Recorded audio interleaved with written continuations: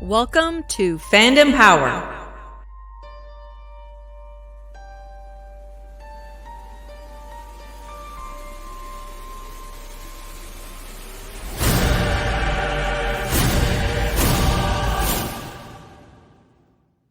Hey folks, welcome to our 12th episode. Another episode in the books for the season. Getting closer to that season finale. Oh man, 3 away.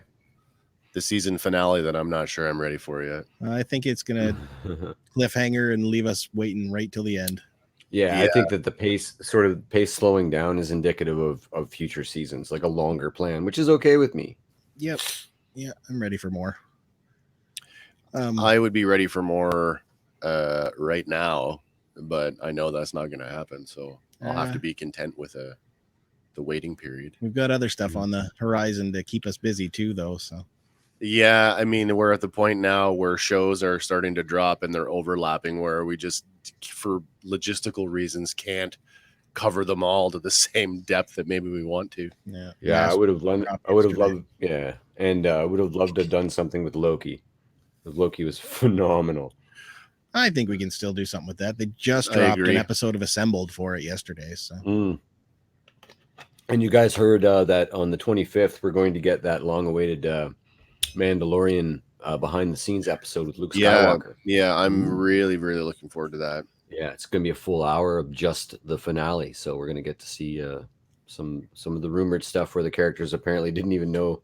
Some of the characters thought that it was Plo Koon in the script. Really? Yeah. That's what I had read that somewhere, that a couple of characters thought because of Ahsoka's that deep connection with that Jedi that he had survived. And that, I mean, in itself would have been cool. Not Luke Skywalker cool, but that's a kind of a cool. Well, I mean, we only see the fireball in the cockpit. We don't actually see the crash, so maybe he's fireproof. I don't know. Could be. Yeah. Jedi are hard to kill. Indeed. And that'll come up later in today's episode. Excuse me. All good. Just want to say thanks to you guys for picking up my slack this week. Oh. If you haven't already picked up on that, I'm a little under the weather, and it's kind of funny that we've survived, or the joke is I've survived 2 years of coronavirus with not so much as a sniffle, only to get taken out by a summer cold as soon as I got fully vaccinated. So the irony is not lost on me. But yeah, it's wild. So thanks guys for picking up the slack this week, because I don't think I could have done it without you. No problem. It's not as easy as it sounds either for the people out in the ether. That man does so much work to get us to where we can just casually have a conversation on a Saturday morning. There's a lot of behind the scenes stuff that goes on, especially now that we've gone video and we're integrating, all the images and stuff. I'm in an enviable position. I get to sit here and just have a good time, and these guys up here do a lot of work to make us all look really, really cool. So shout out to my boys. Well, it's all about the we don't do it for any other reason but for the love of the show and the love of the property. So as a passion project, where's my check? It's all about the Hamiltons. As a passion project, it's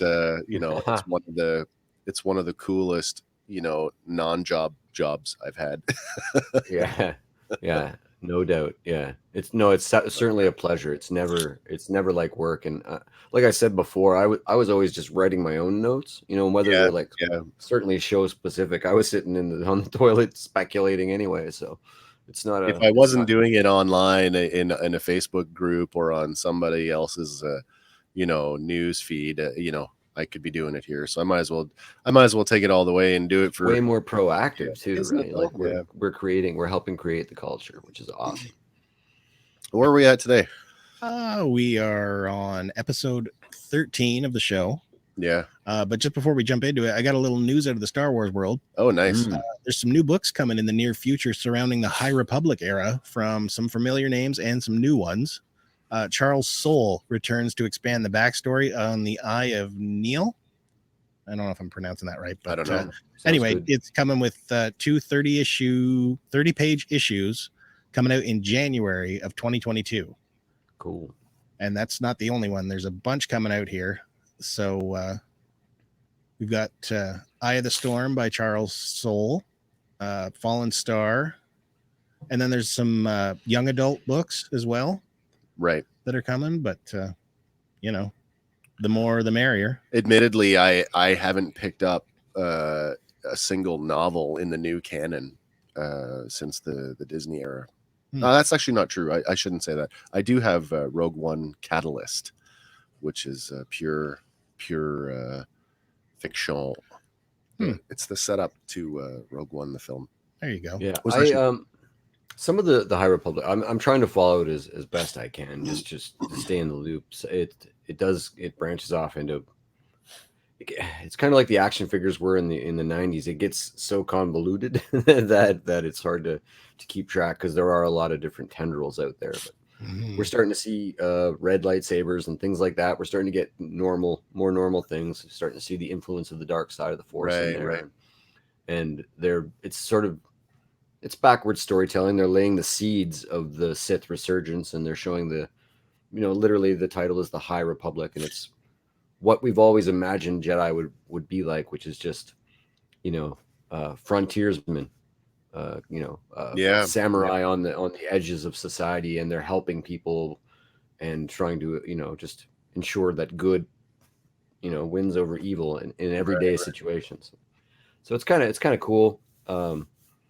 There's some really cool stuff going on. They've announced like a sort of a long-term end to the bounty hunter war in the Marvel comics. That's some really good stuff, actually. That makes that little gap between Empire and Return of the Jedi so much broader in terms of what's happening with the character of Boba Fett. I highly recommend everybody check that out if they can. It spans all of the Marvel titles.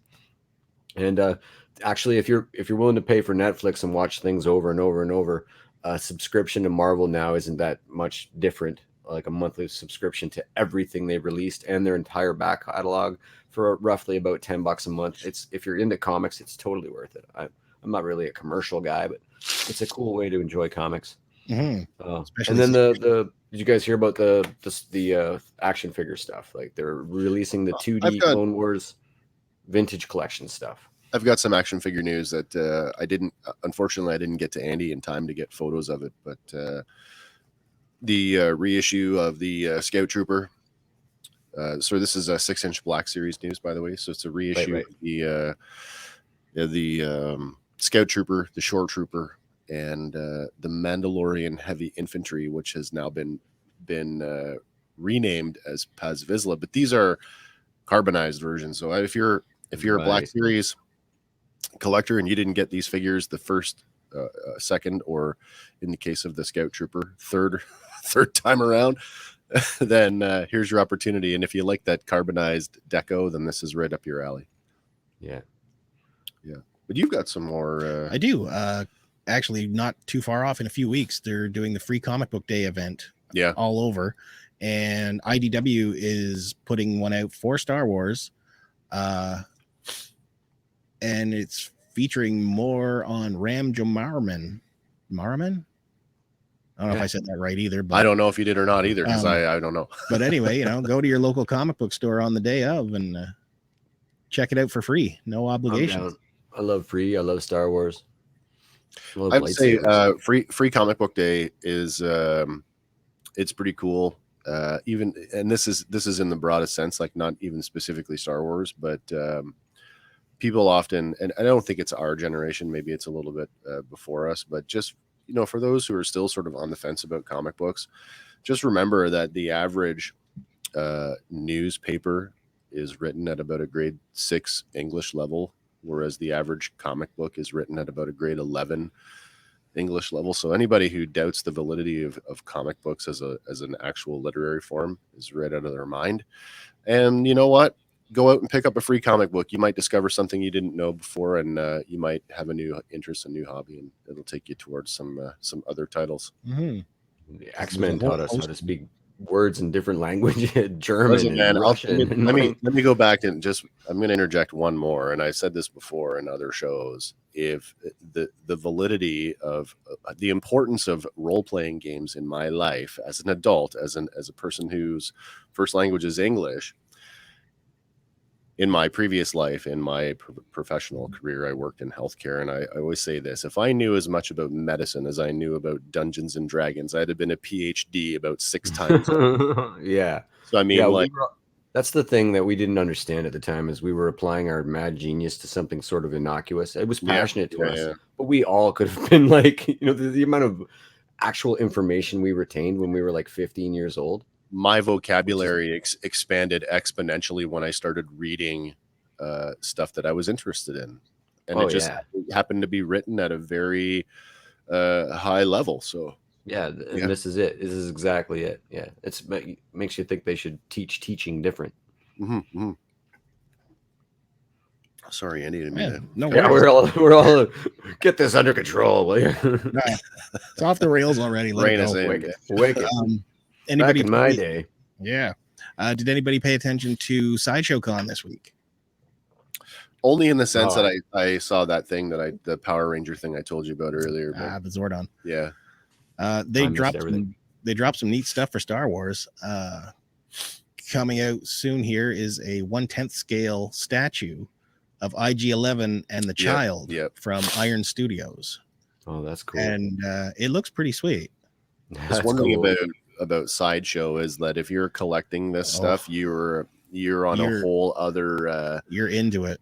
Your income, your disposable income is far greater than mine if you can afford to keep up with that. I mean, keeping up with it would be nuts, but it's almost like it's a treat. I've contemplated this, like, because it's basically 10 of these or one of those. Yeah. And then the quality, is it, you know what I mean? And my propensity to take photographs with open versions of these things and versus just a static statue that's a one-off photo. Perhaps maybe I change the lighting and get 2 out of it. So it's that. I did get a 6 scale Harley Quinn, and she is my grail piece out of my collection. Oh yeah, from Sideshow. Is she articulate or are they statics? Yeah. I had a choice between the static statue or the 6 scale figure, and I ended up for the figure. Oh, the figure. That's different though. Yeah. Statues. I mean, I think I own one.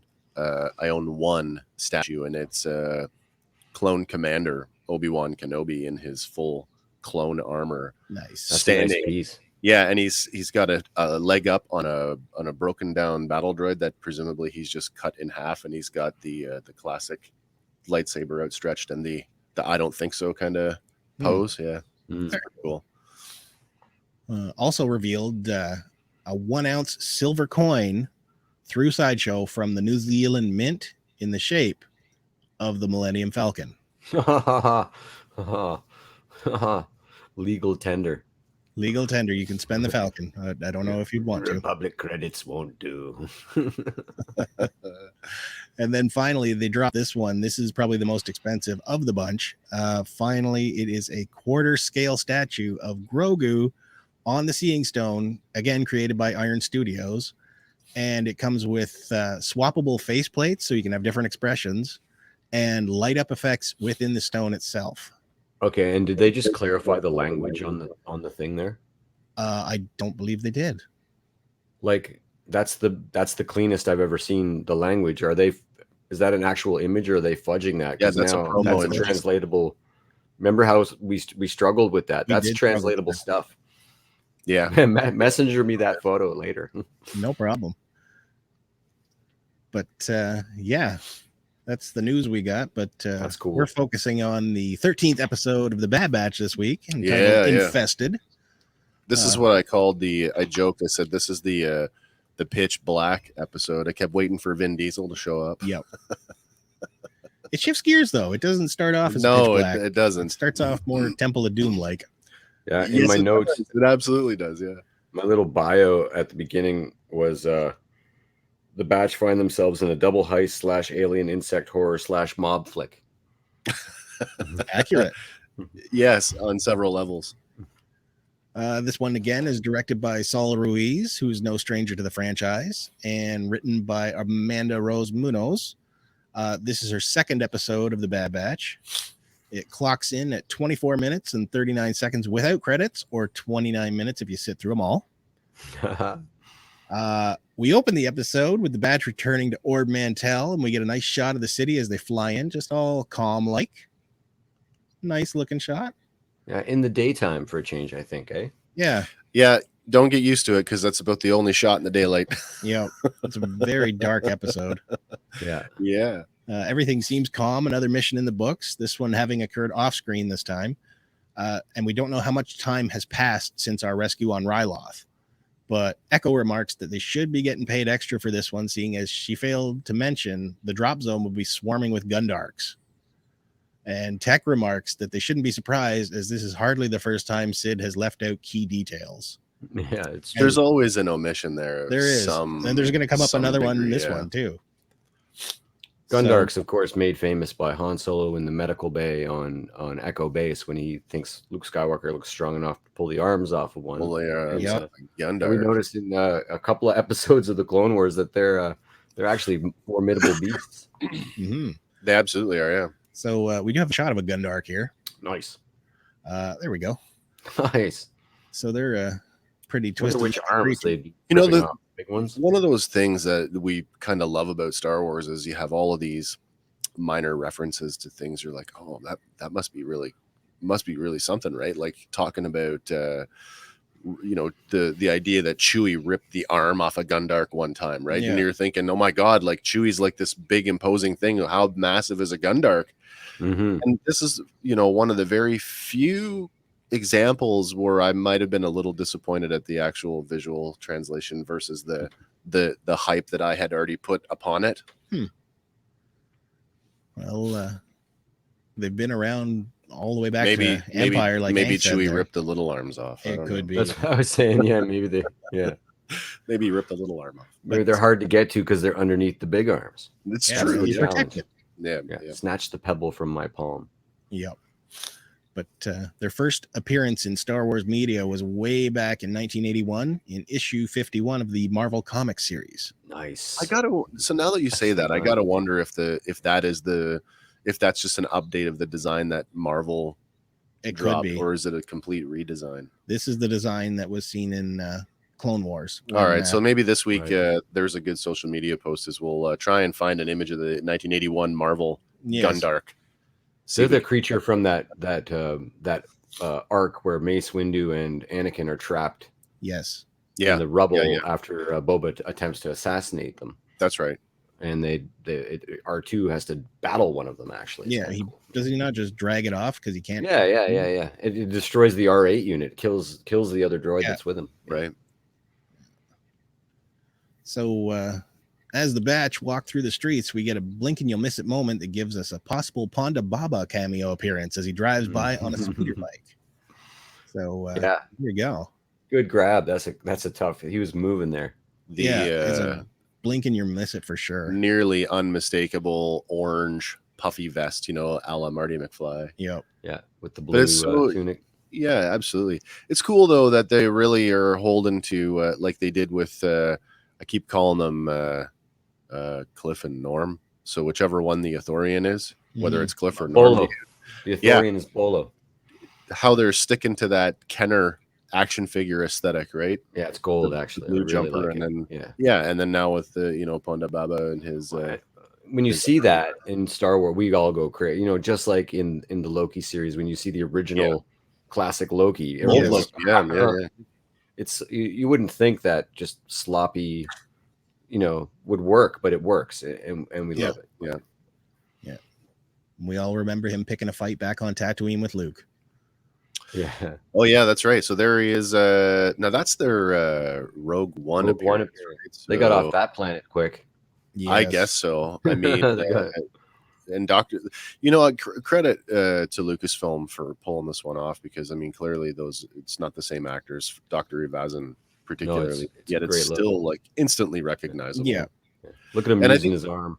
They're coming in a Black Series release, actually, as part of the Cantina that's getting released coming down the road. With that Obi-Wan has the face paint tack on it too. Yeah. Which is going to be a nice little. Speaking of classic sort of costuming, I really want those two Black Series figures, the Greedo repaint and the Obi-Wan repaint that look like the Kenner 77s. Yeah. They're nice looking. All right. So we turn a corner and there are groups of soldiers spread out on the street. And as we enter Sid's parlor, we find a whole host more of them lurking around. Echo asks, when did this place get so popular? Followed by Tech asking, who are they? Of course, the analytical question. But Hunter replies, not our problem. And as they make their way to the back, they pass by two members of the Pike Syndicate. So this doesn't even faze them. No, which is funny considering what's going on with them in the background. It just totally a non sequitur. They're way more interested in these wannabe Mandalorian guys. Yeah. And it just goes further to establish that they're not fully versed in the underworld dealings yet. No, totally. Yeah, Pikes are big guns. Yeah, nothing sets off his radar here. They'll play an important role later on in this episode and going forward, possibly in the series, but we'll jump on them a little later as we get to them. As they try and enter Sid's office, a guard blocks their entry, but he's quickly dispatched and the batch make their way back. And upon opening the door, they find someone new in Sid's office along with two more guards. And these guards, I don't think we've seen them before. I can't recall seeing this particular style of armor before.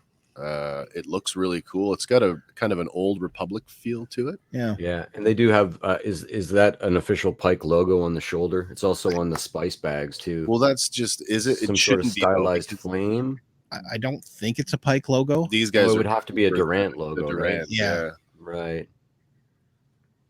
But again, like, as we saw with Morgan Elsbeth back in The Mandalorian, having her own private security force in the form of those droids, I got a similar vibe with these guys. Like they have this. We know that those HK droids were ancient, and these guys give me a similar vibe. At first, I saw the slotted visor, I'm like, oh, it's is this the Scrapper Guild coming for revenge? Because they kind of have that kind of vibe going on, but then the more you look at them, the armor's a little more ornate. I thought, oh, this looks almost ceremonial. Yeah, they're really cool looking aesthetically, and I don't think that they're Deveronian. Like the helmets don't lend themselves to horns, right? No, unless they're all female. Right. Well, that's true too. But so it is probably like you get the picture. There are these well-armed, well-armored. Police forces out there for hire. This galaxy is just a wild place, now. Yeah. Excuse me. So as they go in, they see a figure sitting behind the desk, and he says it's rude to barge into one's office. But Hunter fires back, "This isn't your office." And with that, more guards arrive, and they quickly surround them. And we'll find out his name later, but for all intents and purposes, we now see it's the criminal Roland Durant, who is calmly stroking Ruby the Lizard. Oh, Ruby makes a comeback. Yeah. Nice to see Ruby. We haven't seen her since episode 7, and Omega quickly notices her and asks... He's casual cocky, eh? He's got his feet up on the desk. He's Bond villain-esque with the cat, Blofeldish. Yeah, man. Like, he really is over, like... You're going to learn more about the character, but he's confident beyond his station, if you will. I've got some thoughts about him, and I don't know if you picked this up when you did your run through on the episode, Andy, but by the time we get to the end of the episode, we get a lot of the best heroes are the reluctant ones. Does he not come off as the reluctant villain? Like, yes, being born into a crime family as opposed to choosing it. Like, he just seems really... not motivated. Like, I'm just here because it's expected of me, not because I really want to do this. He's very much a Chad in terms of that, but he does have redeeming qualities, right? Yeah. And I actually have, at the end of the episode, I don't want to spoil it, but due to what happens to him at the end of the episode, I have speculation for actual Rebels content. Oh, cool. Yeah. Cool. Where am I at here? Omega instantly recognizes Ruby and asks what he's doing with her. And he replies that she is his prized pet. He paid and Sid delivered. And Hunter asks, "Where's Sid?" And he just replies, "Sid's out." and he lays claim to the parlor and Ord Mantell, which is now his territory. But if they're looking for work, he might be able to find a use for them. And Hunter says, we'll think about it. And everybody kind of just, chills out, drops the rifles. And we've always said, from the beginning when we first met Sid and how much of a breakout, standout character she was. And then as we sort of got to spend more time with her, we all came to the conclusion that, she's in part of the underworld, but she's like a minor crime boss.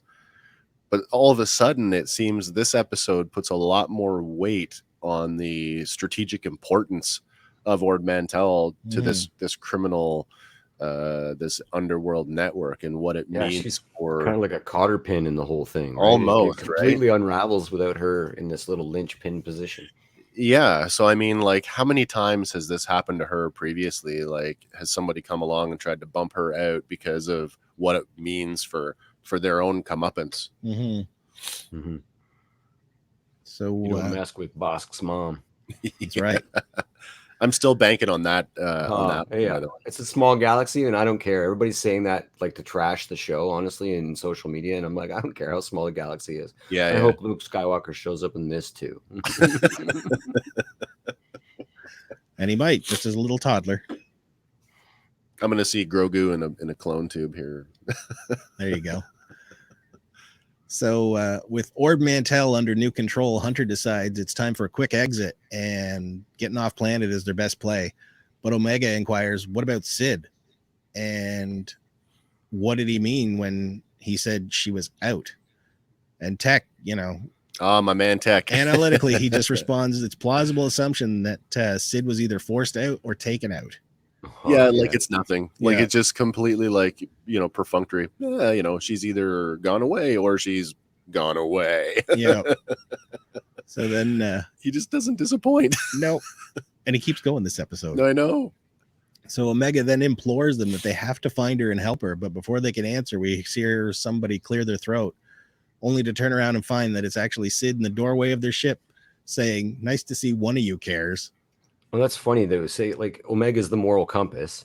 And so she's firmly entrenched in that position. So she's ever the optimist, ever the hero, right?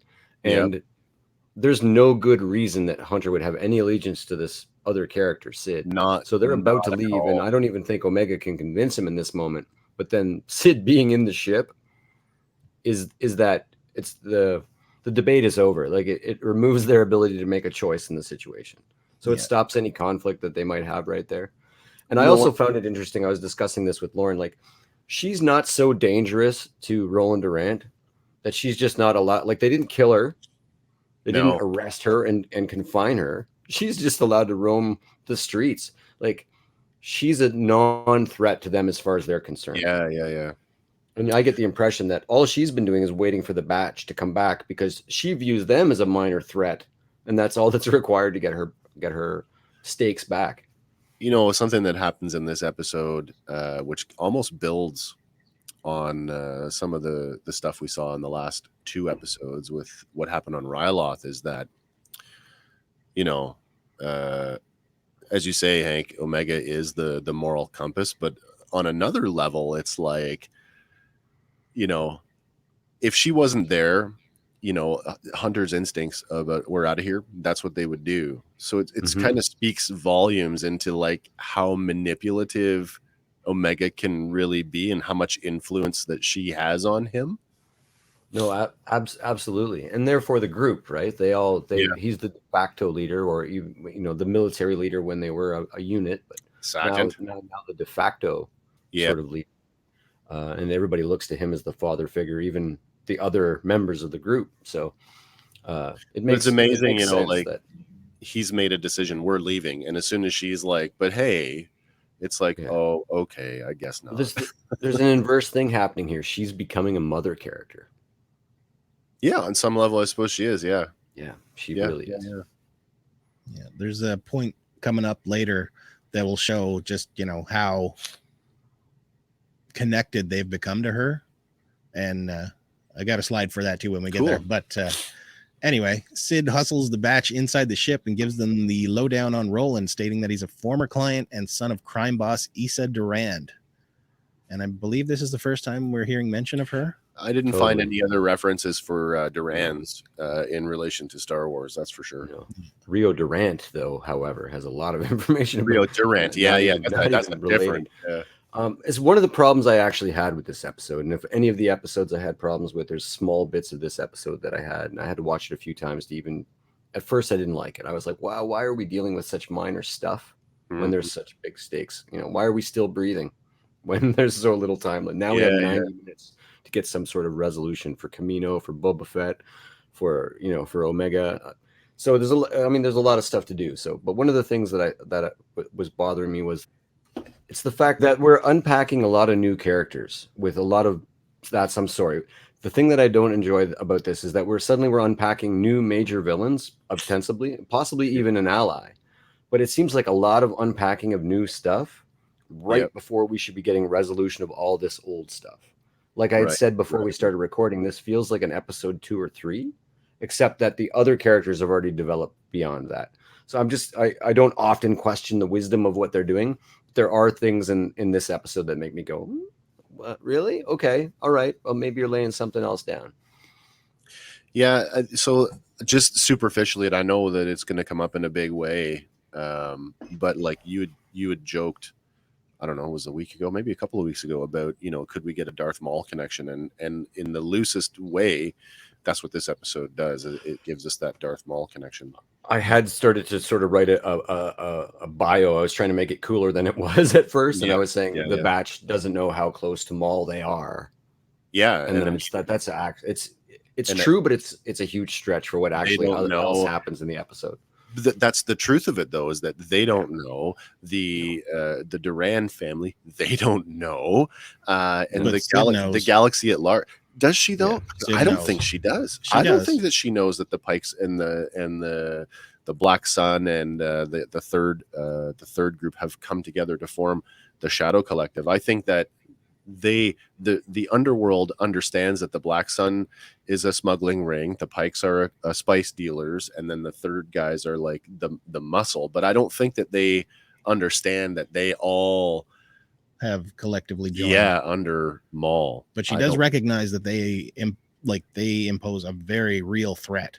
The Pikes. Yes. Yeah, oh, absolutely. Yeah. In my notes, preeminent spice dealers.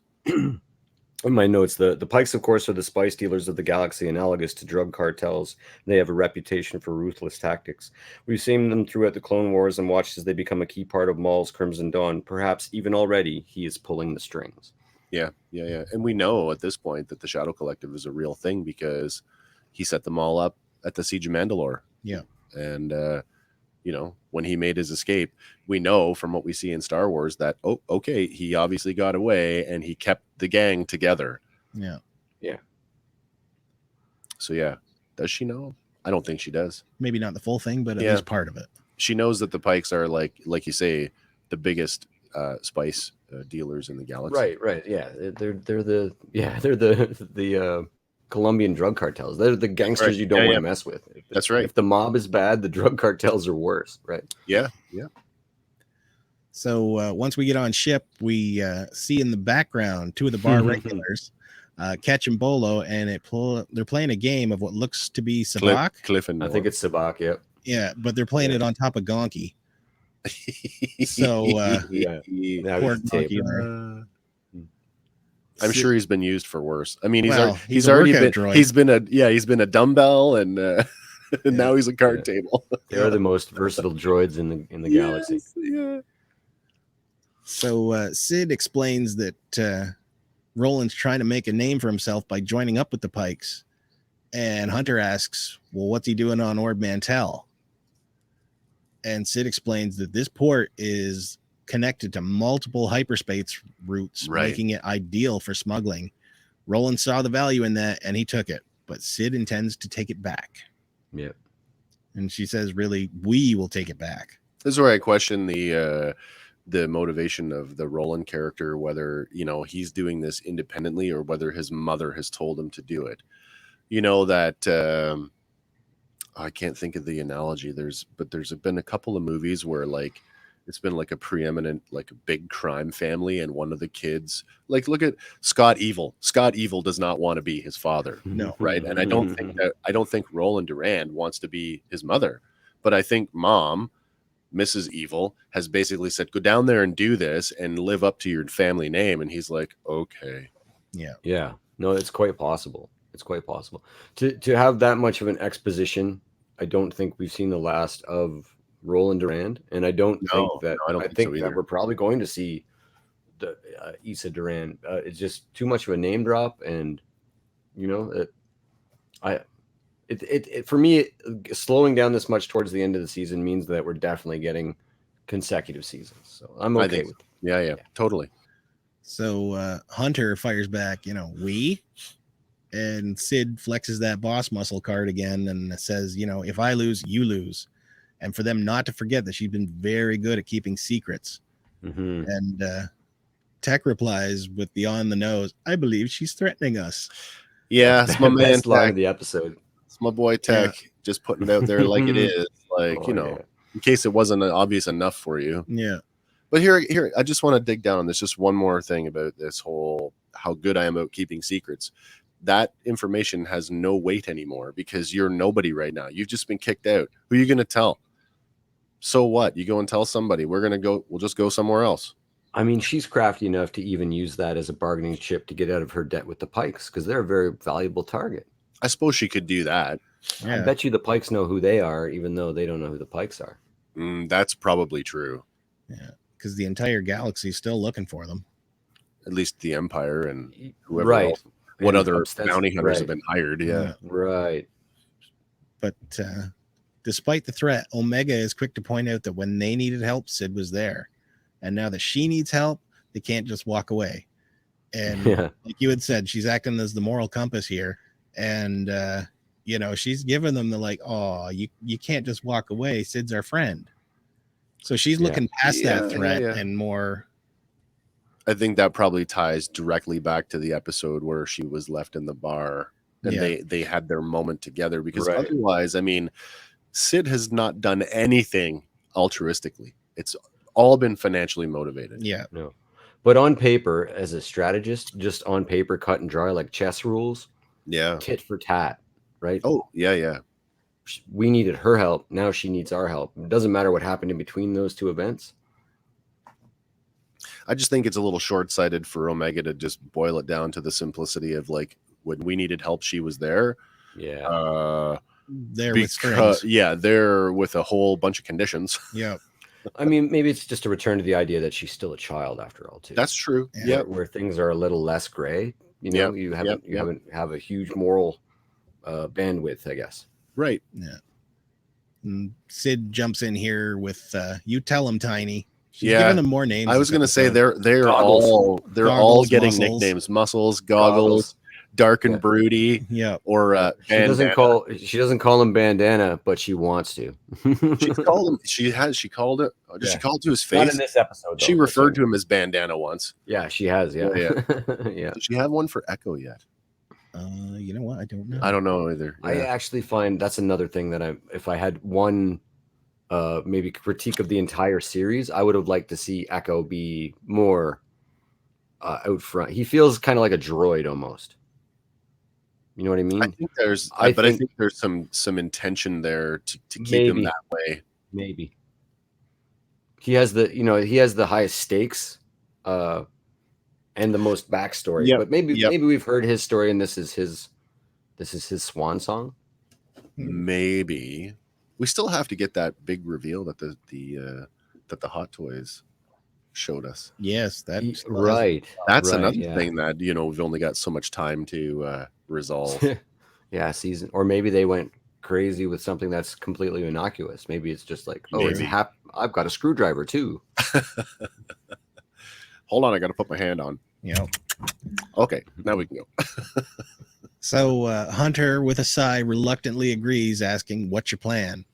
And we cut to a scene of Sid and the Batch walking back through the city, where she exclaims that Roland is storing a shipment of spice in the back office that's to be delivered to a buyer that night.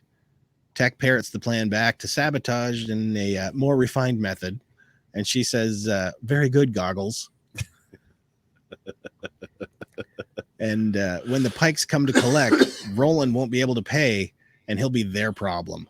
That's very insightful on her part, and it makes perfect sense too. Like, how do you path of least resistance? What a good way to get rid of your rival than to have a third party do it for you. Yeah. So Sid leads him into a dark room after moving some crates. She finds a hatch in the floor and tells him, start climbing, tough guys. Yeah.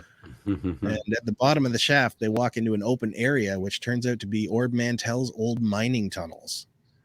Sid says these tunnels run all over under the city, and this is how they'll get to her office to grab the spice. And when Wrecker asks, why can't we just walk in and take it? Sid snaps back that no one can know that they're involved. Roland is one thing, but the Pikes aren't an enemy you want to make. Yeah, we know how true that is. Yeah, so there's the Pike emblem right there, which is why I say it doesn't match up to the one on. It doesn't match the helmet or no. the shoulder piece there. No. Yeah, that So little. who knows? Maybe they are a private. What do you call them? Private military, like an employed force. Yeah. Like they're the Blackwater of Star Wars. Blackwater. But they do, that stamp is also on the spice when the Pikes check it out. It is, yeah. Oh, yeah. Yeah, so it gets you like, I thought that so there was just like a story beat where I wasn't sure whether they were purchasing spice off of Durand or whether they had sold the spice to Durand and he was supposed to flip it and give them the money. Yeah. I wasn't sure exactly what the deal was. It's still, now that I think about it, it's still kind of left ambiguously, like right. What was I don't think they want to hammer on the details too much because we're about to involve a child in a drug deal. Yeah. Twice. Yes, absolutely. That makes perfect sense. Maybe they were trying to sell it to a pharmaceutical company. Yeah. Perhaps, yeah. No. I mean, maybe lets you sleep at night.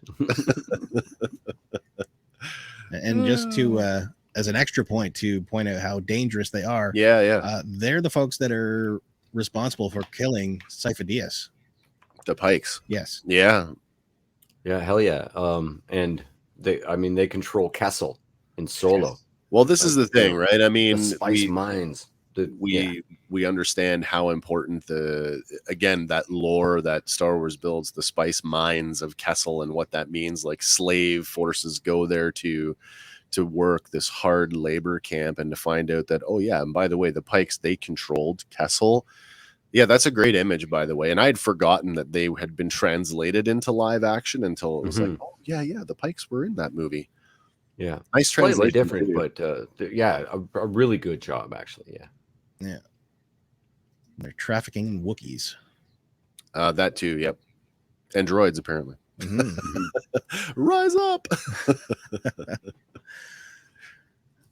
So Sid says that we'll move the spice in these carts, and Tech says that they're not in the best shape, but he can get them going. And Sid no motors, they're too loud. Oh, the mining carts, yeah. And this is a stealth mission, so the quieter the better. Mm-hmm. And here's a shot here of them checking out the carts. Not exactly a stealthy crew.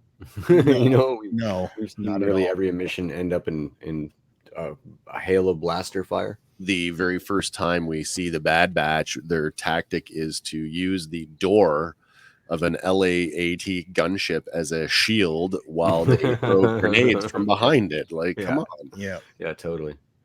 But we do get a great nod to Temple of Doom coming up. Yes. I loved it. And you know what? The other thing too is this is classic. When I think of Ord Mantell, I think of what the first time that I personally, as a Star Wars fan, visited Ord Mantell was in the Shadows of the Empire video game. And so that the Ord Mantell level, the train level where you're bouncing from train car to train car, taking out the droids along the way.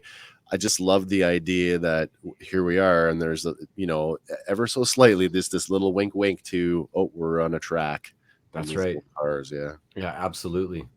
And it also just lends that depth to just a random line from Empire Strikes Back, where the bounty hunter we ran into on Ord Mantell. Yeah. And since I was 10 years old, I wanted to know where that What's was going and what on in that that was. place. And, Yeah. Now we're in a city there. It's kind of cool. Yeah. So the group split up into 2 carts and start to make their way down the track. And like we had mentioned earlier, it's important to point out here that Wrecker is pumping the one cart, but Sid is propelling the other one. She is, yeah. Because she takes Omega, and Tech in the cart with her, yeah.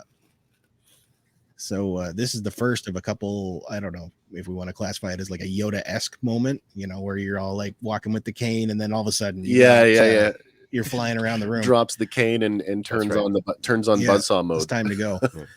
Giant lizard's got to be strong, though. I mean, true. Yeah, but isn't that the case, right? Where it's like these, short, intense bursts of like energy in between, like basking in the sun. Yeah. So the whole scene is fairly dark and ominous. And as they arrive at a locked door, Sid tells them that once we go through the door, not a sound, as they don't want to wake the hive. And this is another one of those key details that she left out at the beginning. And she goes on to tell them that the cavern has a slight infestation problem, where we get our title. And Wrecker gleefully replies, "We're not afraid of a few bugs."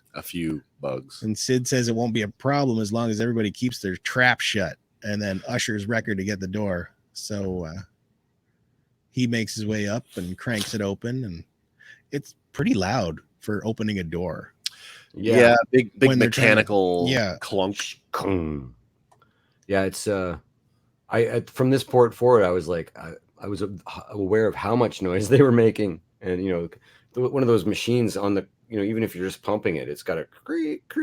You would think that there would be something there, yeah. And I don't know if anybody else got like I immediately thought, you can call it a hive, you can call it whatever, but I immediately thought spider webs, and I immediately thought, are we going to get giant white spiders? I kind of thought the same thing too. Yeah, cool. Seems like all these villains or all these like these creatures come from these like cavernous depths, right? It really reminded me, there's one level on the Ghostbusters video game when you go in the hotel and there's like this crazy spider boss. Okay. And it really reminiscent of that. But anyway. Very cool. In my notes, I did have to say that the hive ascends on them, not, flying creatures typically descend on you. Yeah. This is my, hey, when's Vin Diesel going to show up? So Wrecker muscles the door open and they continue on their way and do their best to remain quiet, but Wrecker soon loses his flashlight. They hold for a minute, hearing screeches below, and as the noises calm, they slowly move forward. So we've skirted it this time. So did you catch the Lord of the Rings reference there? Fool of a Took. I missed that. Took. Yeah, he drops the lantern. That's right. Yeah. Or the whatever it is. Yeah. Wrecker has a Lord of the Rings moment. There you go. So soon they arrive at the platform and Sid declares, "We're here." And Wrecker, at this point, he's noticeably winded. Oh, he's pretty gassed when he gets off there and he's like on his hands and knees, like, yeah. But Sid just, calm as everything, strolls over and she's not winded at all. No. That's the first, and you're going, whoa, maybe she's super tough. And then I started to see, I was like, is something wrong with Wrecker? Should he be that, as the tough guy who just pushed 3 tanks off of a cliff? Should he be winded from a little bit of pumping? And it happens a couple more times. And I started to worry about him a little. I just wrote it off to, again, his fear of heights is somehow, because he's watched the flashlight drop and he continues to watch as it bounce, and it's like the realization of how freaking deep that hole is. We're that high up. Oh, I don't like it. Was very cool how the light was just chaotically appearing and getting dimmer and then just gone. Yeah, big time. Yeah, exactly. I think it might have been psychological. When the Wile E. Coyote drops the thing off the cliff and it falls forever, and then finally at the bottom, that little oh crap. It's that far down. So they get there and they find a ladder that leads up into the back office, and Sid tells them, "Up you go." So see this little tunnel piece that leads up there, and Tech asks, well, how do we know Roland isn't inside? And Sid says she's got it covered. And with the click of a communicator, bar regular Ketch receives a signal, and we see him munching on Mantel Mix, chilling in the bar watching Roland. At which point he proceeds then to enact his part of the plan, and he starts leaving a trail of Mantel Mix to lure Ruby out, and she goes right for it. Good to see. I like to think that Ketch is awesome here and improvises this, because there's no way that she could have known that he would be in the common area with the thing on a stool, and you know what I mean. So I think Ketch is supposed to just distract him, however, or steal Ruby, however, maybe even. Yeah. I think he improvises the this. office. Yeah, it's way too specific for me to be part of the actual plan. Yeah. There was no way for him to know that Roland was going to be out in the main, the common area. Yeah. Yeah, he's got an office. Why would he be hanging out in the front? Because he's disingenuous and doesn't want to be there, but his mom told him to be. Yeah. So might as well hang out with the hired help, right? That's how like nonplussed he is about being a gangster. Yeah. Right. So that's just my theory. Yeah. Once outside, the other bar regular, Bolo, drops a crate on top of her, capturing the poor little lizard. And this is funny because this is the same way that Omega caught Ruby back in episode 7. That's right. Yeah, right at the beginning. Same crate. Yeah. When running around on the ship, on the Marauder. Yeah, just before they jump to hyperspace. Yeah. Way to go, Hammerhead. So Ruby squeals, and Roland finally notices that she's missing, and he barks at his guards to go find her. But he himself stays behind to finish his drink. He's like, prize pet, eh? Prize pet, but only a little concern. And this further establishes possibly that he doesn't care about her, that she's just another possession. Maybe going back to that whole theme of beings being property. Oh, yeah. Such as the clones. Well, that's been prevalent throughout the whole series. So. Yeah, so running theme there. And then Bolo and Ketch flee with Ruby and give Sid the all clear. And while Ketch is still snacking the whole time. Yeah. So he never drops that bowl of Mantel Mix. No. Must be good stuff. It's good. And it's expensive. Yeah, $14 for 2 14 credits per case or whatever it is. Yeah. Charge it to Sid. So what am I doing here?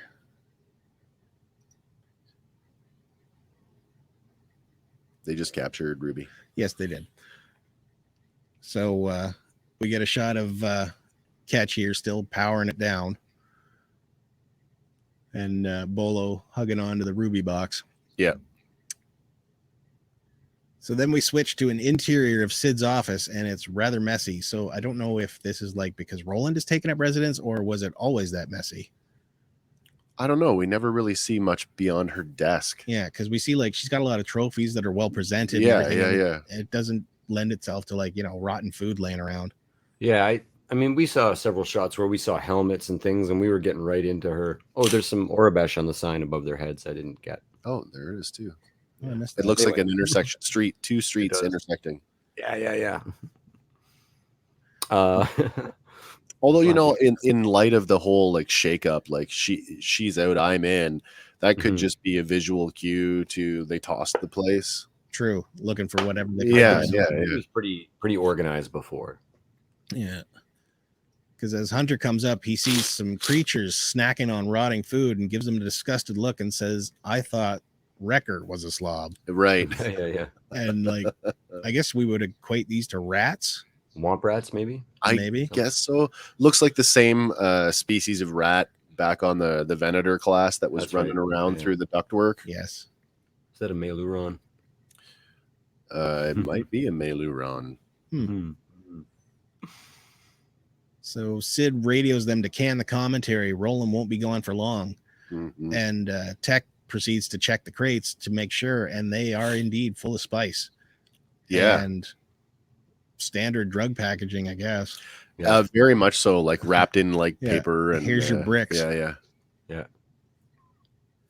So they begin passing the crates down to Wrecker, who passes them to Sid and Omega to load onto the carts. And back on the street, we see that the guards are back reporting that they can't find Ruby. And Roland tells them, keep looking. And he's like getting frustrated with them at this point. Right. And, you know, causing him a headache. This is more than he wants to deal with, I guess. So we then switch over to Ketch, and he's telling Bolo to keep Ruby quiet.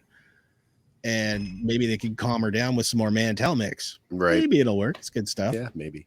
But she bites Bolo's hand, and that causes him to drop the cage, allowing Ruby to escape, and she starts causing all kinds of noise. Yeah, and I mean, whatever the vocalization that came out of that thing was pretty high pitched. Yes, it carries. Yeah. So, and it's enough so that Roland and the guards hear it and begin to make their way towards it. Right. And just then, you know, Ketch is still like, what do we do? What do we do? And Bolo just gives up and runs. And because he's gone, I didn't sign up for this. Yeah. Ketch follows suit and takes off with his Mantel mix and doesn't even drop the food. Just keep going. Yep. Bye. Keep that stuff. And Roland rolls up, and in contrast to the scene where he's still drinking, saying, you know, go get her. Yeah. He's actually showing relief at having her back here. And so probably some genuine affection there. Yeah, like, you know, I didn't think there was any you know, it's a pretty normal thing for your pet to run away for a few minutes. I think maybe there's more, and I'm just kind of coming to this now, but you think there's maybe more there, you know, the whole Ruby connection, like, what are you doing with her? And he says, I paid and Sid delivered. She's my prized pet. There's the symbol on his chest too there in that who photo. Stole Ruby in the first place? Right. So right. And maybe that's a direction that we could be going in with the Durand character. True. I know they do list it on Wikipedia who the Batch had stolen Ruby from in the beginning. Okay. So yeah. You know, maybe he's not as ruthless as first implied. Yeah, maybe not. But he orders the guards to go after Ruby's captors and heads back to the bar with Ruby in hand. And then we cut to Sid, and she gets a signal letting them know that they're out of time. Yeah. Echo then he has rushed. a sort of symmetrical handsomeness of a hero type character. Right? Yep. He's got that. He's got a very smooth voice. You know, you could see a Rio Durand spin-off, but you know what I mean? If like he could become more. He's just for a villain, he's very well thought out and put together as a sort of visual character. Mm-hmm. I think this is a guy, you know, even though he's grown up you know, in a crime family, this is a guy who's come up with privilege, and you can hear it. Like he's just so nonchalant. You know, like money has never been an issue for this guy. Right. His So wants adversity have never been. Right. Yeah. So Echo then rushes to seal the door and buy him a few extra seconds. And Roland tells Ruby, "Don't worry, we'll catch them and kill them. Yes, we will." Yeah. And upon reaching the door, the guard can't get it open. So Roland just shoves him out of the way and blasts it, which is, yeah. I know how to open any door. We've seen it done before. Yeah, I don't got to pay for doors. Yep. It's funny that the blaster technique is both you know, used to lock and unlock. Yes. I can't find the controls to lock the door. I think you just blasted them. Yep. It's a universal tool right there. Yep. Yeah. Better than a scomp link. So they enter the office and quickly notice that the spice is missing, and our heartwarming moment between Roland and Ruby is gone as he drops her. And he's more concerned over the spice. Oh. And then he quickly discovers that there's a trap door revealing the escape hatch below. And we cut to the Batch in the mines, who are making a quick exit, but not before Roland's guards see them leaving. Right. Then those guys quickly jump in 2 more carts and give chase using the motors because they just don't care, and they don't know. They don't care, whatever it is. That's right. But they fire it up and off they go. So here's a question for everybody: is like, why and how long has this tunnel to the old mining tunnels existed right below the parlor? How long has it been there? Why is it there to begin with? Did Sid install it? Did somebody else prior to her taking over the business do it? Like, was it a mining office at one time? Like, it just maybe weird. Like here in Halifax, we have tunnels running all under the city from the old, kind of weird days of like, getting things from the docks to the fancier building, whether we're shuttling people or goods or what have you. Perhaps it was from an old smuggling. Maybe the place was built there on purpose, whether, ostensibly she didn't build it. Ostensibly she came to this place and went, and it was there. As a strategist, as a crime boss, went, this is an opportunity to, here's my escape hatch. Here's could it have been smuggling. Something as simple as like prior to becoming a parlor, it was part of the mining operation, like a warehouse or an office or something. Could have been you come, this is a secure place for you to go and have a drink. It's kind of weird that the holes are in the floor, like there wouldn't, it secretly lends itself to sneakily, like secret. It does. Smuggling. Yeah. Perhaps this was just, one of the manholes that's around the city, because she just goes into an alley and finds one. Oh, here, I'm going to build my bar on top of this and do it on purpose, perhaps. Well, for your smuggling during Prohibition, you always had your secret exits. That's true. That's exactly what I was thinking. Absolutely that's true. Yeah. The question is, what were they mining on Ordmental? True. That you'd need a sneaky way to move it around. Kyber? I don't know. Spice. But anyway, the guards are in hot pursuit, and as they close the gap, Wrecker starts to open fire on them, and Sid, in a loud whisper, says, "No blaster fire," but it's too late because the guards are starting to return fire, and this scene plays out, like we said, like the minecart chase from Temple of Doom. Yeah, it totally does. Yeah. Doesn't he yell something like, "Tell them that"? Yeah. Or tell that to them, yeah. Yeah, he does.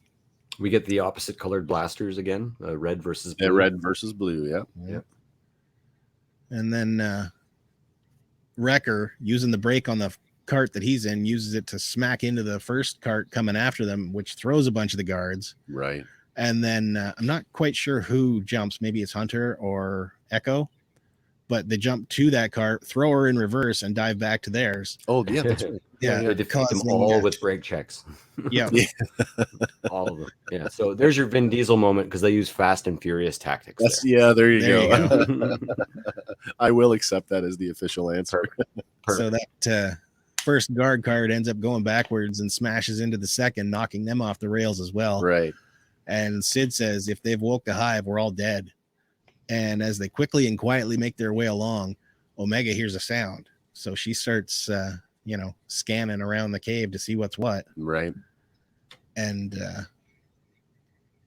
well, there's a look of concern if you ever saw one. Yes. The trip quickly shifts gears from, your action Temple of Doom sequence to something more horror driven.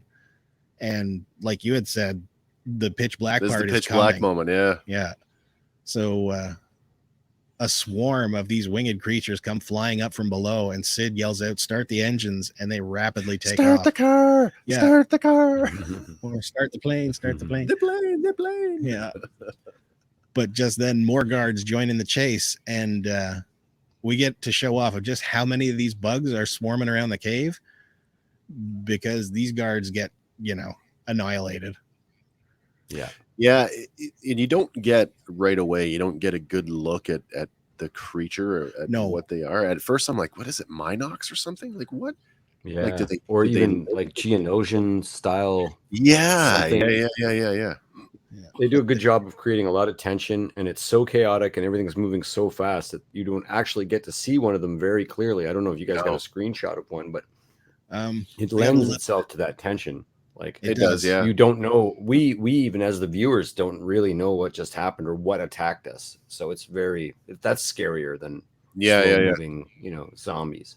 But it's also an important shot during this swarm, because you see there is a visible access point in the ceiling of the place, which will come into play later. And the guards that are chasing, despite their best efforts, are, overrun and derailed because there's just too many of them. Yep. So we've got a shot here of the cart getting knocked off and them getting swarmed. Oh, you can sort of see them there. I mean, see a you little bit of the definitely wing see the feature wings. and- Yeah. They're weird looking though. Yeah. So Really, yeah. Did we get it? Did we I'm get a hoping- name for what hopefully these they really things we are? do get the name. We do get the name. Okay. It comes up shortly. Islets or Isbors or something. Erlings, I believe. Erlings, Erling. sorry, yeah. Erlings. And is this a new creature? I believe is. so. I think so. It is. Yeah. So Tech raises his torch as the creatures fly away, and he quickly figures out that they don't like the light, so they should use their torches. Right. And as the carts zoom along, one of the bugs steals a crate of spice right out of it, and the second cart is quickly overrun, causing Wrecker and the other members there to abandon it and jump on the first. Hunter yells, "Forget the spice," and implores Wrecker to close the door, which they've just arrived at. Right. And he does that like literally in the nick of time, because there's this great shot of a bug. Well, this is it, just right? Getting chopped as the door shuts. Oh, it reminds me of that scene in The Mandalorian with the white spiders where the last one through the door gets, where he's shooting them at the door as the door is closing and it crushes the last one. The ichor on his armor when he's like finally, and it's like, oh, he's covered in goo, and I'm like, Yeah, it's awesome. I don't know why it's so juvenile, but I'm like, I'm laughing as I'm watching. yeah. Like, oh, that sucks. You love the green goo. That was horrific. I'm so sorry you're covered in goo. But it's a great sight gag. Yep. So as they make it through, Omega says, "Well, at least we got rid of the spice, right?" And they continue on their way, and Sid is just, given that There's a lot of money there. Yeah, that's a lot to be Yeah, losing yeah, down yeah. to a bug hole. So back in Sid's office, we find that Ketch and Bolo have both been apprehended, and they roll instantly. So It it doesn't was take all her idea. Not a lot of pressure to put on these two. No. No. Roland is playing with Sid's necklace there too, her beads. That's right. Yeah. Yeah. Sort of when I realized she wasn't wearing them. And Roland, he says, "I didn't know Sid was so bold or foolish." And as he questions the two, demanding to know the location of the spice, members of the Pike Syndicate enter the office looking to collect their payment. And Right. Roland at this point tries to talk his way out of it, saying the shipment was stolen, but insisting they'll get their money, and he needs more time. I kind of wrote my notes as this stayed their execution right here. Bolo and Ketch probably would have been Such a killed on the spot. typical trope, though, in that gangster, vein, the gangster TV show, gangster movie. I just need more time. Yeah. But what else? You've really got nothing. You don't have what the payment, and but I can get it. I just need more time. Yeah. Whoa, why? Why should I give you any more time? And that's exactly their money. thought. The Pikes do not take this well, saying they didn't come for excuses, and if he can't deliver, maybe he's of no further use to them. Right. And at that point, Roland and the guards quickly draw on them, but they're unfazed, and they tell them he better correct his mistake, or he and his whole family will experience what pain truly feels like. Yeah. The line of "your entire family," like that has to speak to the amount of reach that they have. Yeah. Right. Yeah. So here we get a shot of them drawn down on the Pikes, but they don't even flinch. No, I mean, I'm sure, and I'm watching the scene and I'm thinking, like in that moment, you think that they already had some kind of plan. Like, listen, we're going to go out there and collect, but if we don't come back, you know what to do. Yeah. Even though they've got the drop on them, it's clear that they are not in control. And with a shaky hand, Roland lowers his weapon, right, and implores the rest of them to do so as well. At that point, we cut to Sid and the Batch making their way through the streets and back to the parlor, and Omega asks if it's safe. And Sid replies that Ketch and Bolo said the Pikes have already been through, so they should have cleared out. And as they enter, they see the bodies of Roland's guards laying all over the floor. And, they didn't leave anybody standing. But it appears they've returned to the parlor too early, and the Pikes are still there, and they're about to leave with Roland in shackles. And he points out, that's Sid. She's the one they want. Right. And they calmly tell Sid it has come to their attention she has stolen their shipment of spice. I'm surprised at how quick they are just to accept that as like, oh, okay. Yeah. But then again, like, I suppose if you have that much power, like, okay, if that's the case, Yeah. produce Are you it. Then Yeah, do it. yeah. So we get a shot of them there, and they're fairly imposing looking creatures. They really are. And the animated, their animation model, it really diverges from their live action where like he's got that hooded cloak. Yeah. I mean, I presume what we're looking at is all flesh. Yes. In this image, yeah. They demand that the spice be returned and they will consider this issue resolved. And Sid tries to talk her way out of it, saying, they don't have any spice, which is technically true. That's all the bottom of a mine. Yeah. And the lead Pike gives the order to kill them all, but Hunter speaks up telling them that we don't have it, but we know where it is. And the Pikes say, well, if you know where it is, you should have no problem retrieving it. But until then, Omega stays here. It's the whole, you know, I just need more time. I know where it is. Yeah. Okay, well, somebody just fucking get it. Yeah. And this is the moment I was talking about earlier, because as they say that, the entire batch just draws. No hesitation. Oh, I know. It's yeah, like, yeah. No, she's not staying here with you. But Sid intervenes, convincing them to lower their weapons because they don't know who they're dealing with, and let her handle this. And I kind of get the impression, like, you know, this is genuine concern on her part. Maybe for the first time. Yes. Maybe. She really does have that, you know, the understanding of like who exactly. Well, she said it earlier. You don't know who you're dealing with. Yeah. But she kind of has that idea. Yeah, because they're willing to throw down at, you know. Yeah, I mean, Omega, they're willing to do the soldier thing, right? Like, okay, we can go right now toe to toe, but that's not going to solve the problem. Yeah. So we cut then to the hangar, and Wrecker exclaims, "We can't leave her with them." But Sid responds, "We don't have a choice." And Tech, reading his data pad, tells the batch that the creatures they encountered were Earlings. So we get a little readout. You kind of see their moth-like qualities, I guess. Yeah. And this is their first appearance in canon. Yeah. He says they're a nocturnal species with visual sensitivity to thermal registers, and their best chance is to strike before nightfall. They're the things from Pitch Black. Yeah, exactly. Except more round and, I don't know, not as sharp. And they can fly. Well, the ones in Pitch Black can fly too. Yeah, that's right. Yeah. So Sid says her and Wrecker will rappel down into the cavern and get the crates. She's the one that got the kid into this mess, and she will get her out. Right. And it's funny that she chose Wrecker because of his fear of heights, but, you know, need the muscle to move the crates. I think it's funny how last week we got to use the Havoc Marauder like a helicopter gunship, and today we get to use it like a helicopter to rappel out of. Yeah.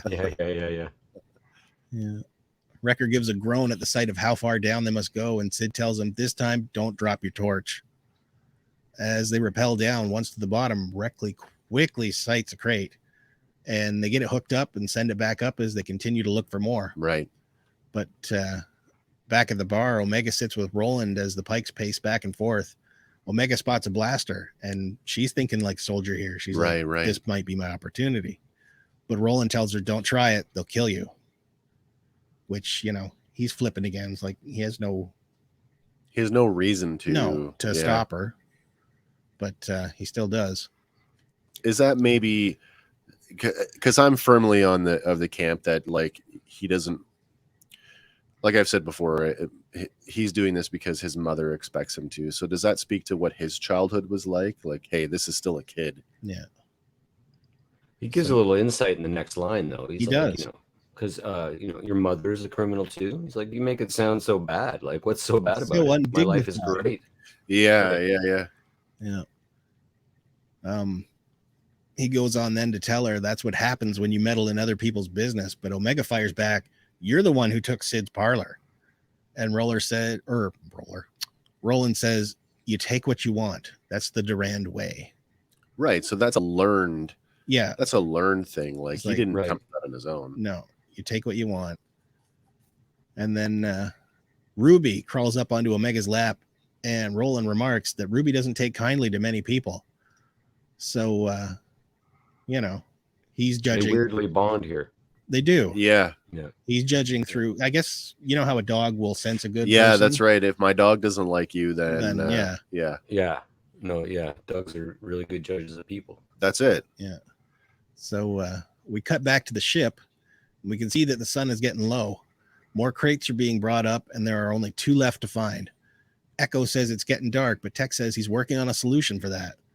Below, Wrecker and Sid hook the last 2 crates up, and again, we see Wrecker winded from the work, but Sid's still, endurance ready to roll.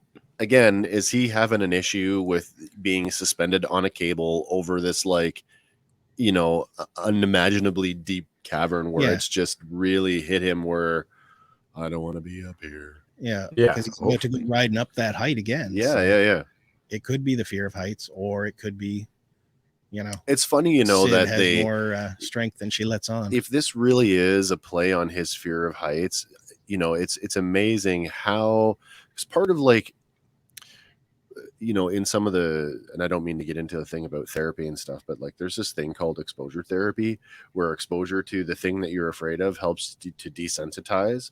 The amount of exposure therapy that this guy has gone through over the course of this first season, where he's forced to do all these things in the face of his fear of heights, I'm surprised that his reactions are actually getting more pronounced and not, the other way. Mm-hmm. Yeah, that's true.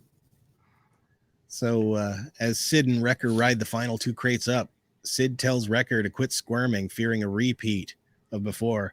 But this time, it's Sid who bumps an old minecart. Oh, so it's on her this time, causing it to fall to the cavern below and wake the hive. And then Wrecker says, maybe they didn't hear it. But Sid laments, I don't think we're that lucky. And Wrecker says, neither do I. The air starts to rumble as the swarm wakes up. And as they rise up, they encircle Wrecker and Sid. And Wrecker cries out over the comlink, get us out of here. Hunter asks what's wrong, to which Sid replies, Earlings, a lot of them.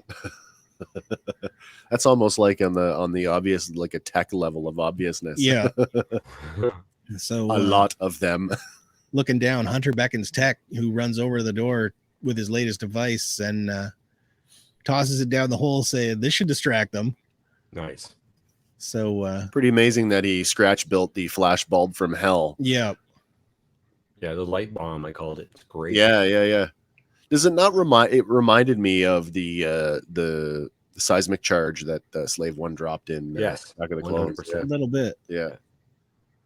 The device hits the ground and it detonates to a glorious burst of light.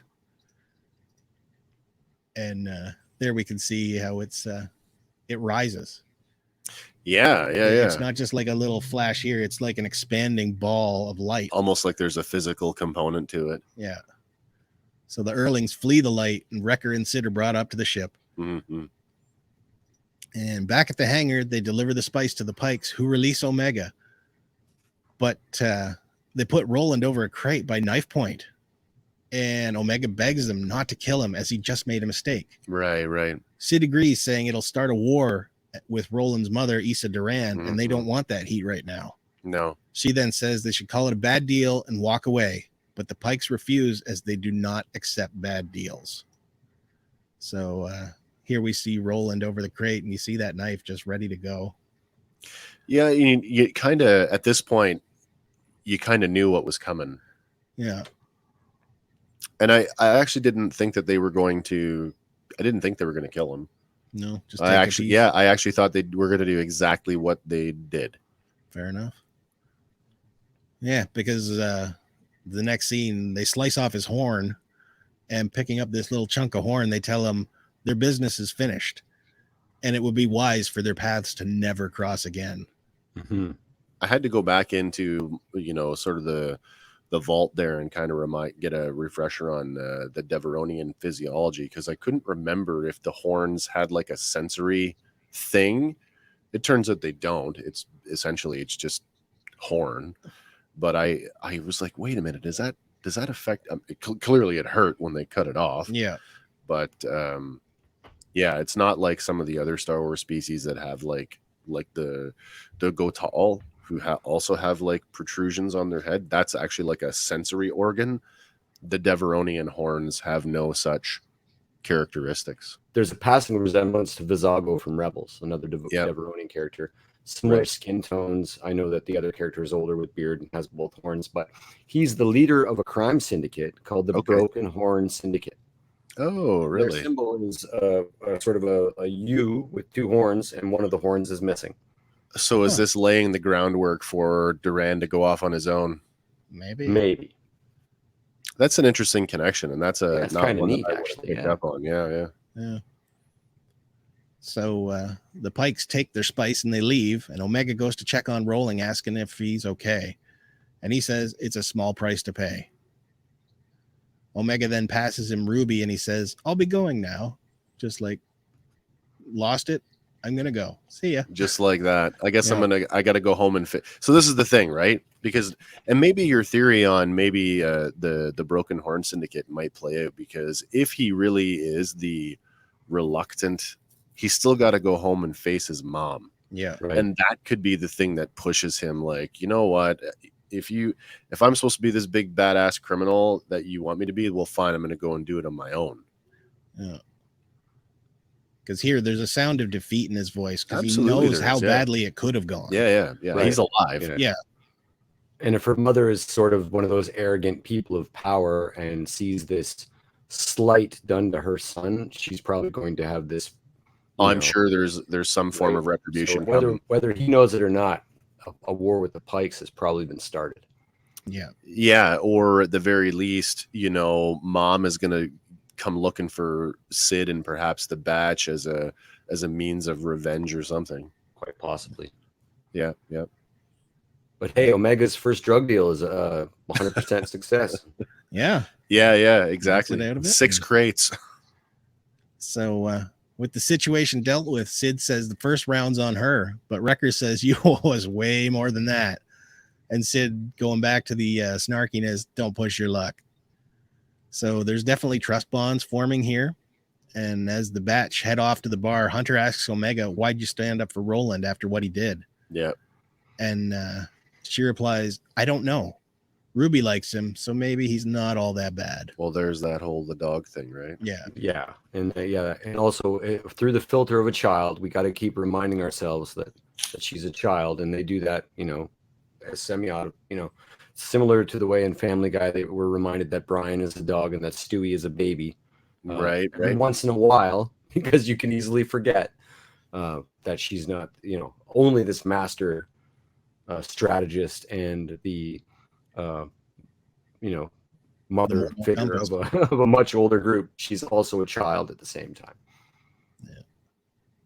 It's an interesting conclusion to the episode, though, because now, if we go back to that whole, I'm good at keeping secrets. Well, now the Bad Batch have one on her, because they now know the importance of Ord Mantell, and particularly what her parlor represents. And so, I mean, that's leverage that they now have on her if they ever want. Maybe that actually puts them on even ground, so that now maybe I think so. It's all just mutual beneficial stuff.